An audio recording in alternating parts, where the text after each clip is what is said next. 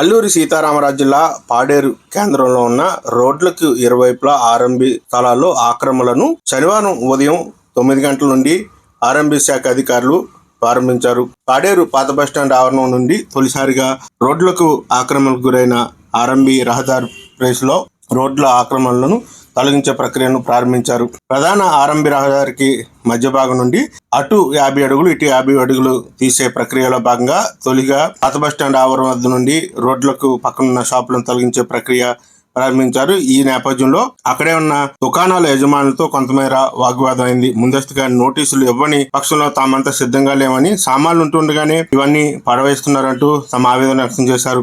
అయితే గతంలో 30 మీటర్లు ఇచ్చారని, ఆ తర్వాత 35 మీటర్లు ఇచ్చారని, ఆ తర్వాత 50 మీటర్లు ఇచ్చారని, అధికారులు ఇచ్చే నోటీసుల్లో ఎటువంటి పోకడా లేకపోవడం కారణంగా తామంతా సిద్ధంగా లేకపోవడంతో తీవ్ర అన్యాయం అవుతుందంటూ ఆవేదన వ్యక్తం చేశారు. అయితే అధికారులు మాత్రం ఇప్పటికే వారికి నోటీసులు జారీ చేశామని, ఎట్టి పరిస్థితుల్లో తొలగించే ఇక్కడ నుండి వెళ్తామంటూ వారు తెలియజేశారు. అటు ఆర్ఎంబీ శాఖ అధికారులు, ఇటు రెవెన్యూ అధికారులు జిల్లా కలెక్టర్ ఆదేశాలతో ఈ ప్రక్రియ ప్రారంభిస్తున్నారు.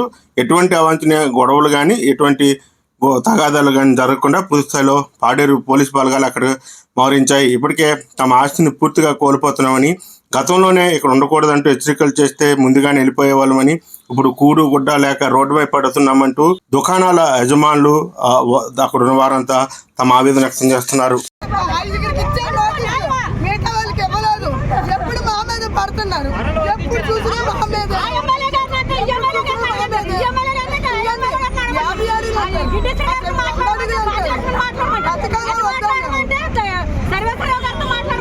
ఎవరితో మాట్లాడాలి? ఇక్కడ ఒక్క ప్రభుత్వం సంబంధించిన ఒక్క లేరు. ఇక్కడ ఏ ఎమ్మెల్యే కూడా ఇక్కడ లేరు. ఎవరితో మేము మాట్లాడాలి?